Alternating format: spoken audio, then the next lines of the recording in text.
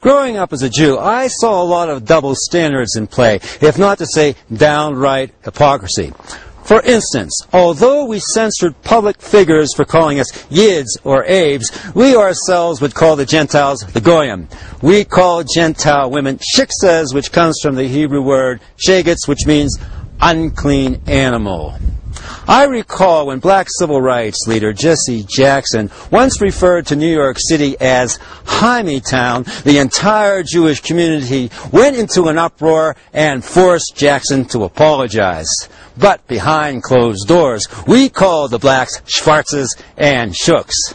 Speaking of the civil rights movement of the 60s, Jews were among the leaders such as Stanley Levinson, key advisor to Martin Luther King, agitating for desegregation. However, quite frankly, when it came to our own neighborhoods, we preferred segregation. In fact, many of my fellow Jews would have considered it a great shame to be so impoverished to be forced to move into a black neighborhood.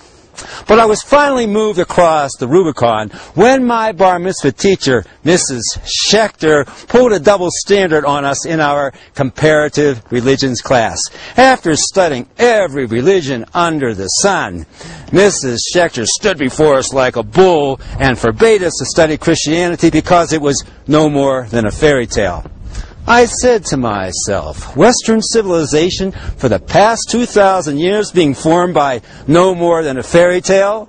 Come on, Mrs. Schechter, you're now going to have to prove that Judaism is no less than an illusion. The Jewish bias was clear to me, for the Talmud taught us that Jesus Christ was a magician, boiling in his own excrement in hell, and his holy mother a hairdresser and a prostitute. Say the same thing about Moses and Miriam, and the wrath of the entire Jewish community will fall on your head. For that matter, simply criticize Israel, like Jimmy Carter did in his best-selling book, Israel, Peace, Not Apartheid, and you'll be sued for $5 million. Well, I'm now safely within the fold of Orthodox Christianity.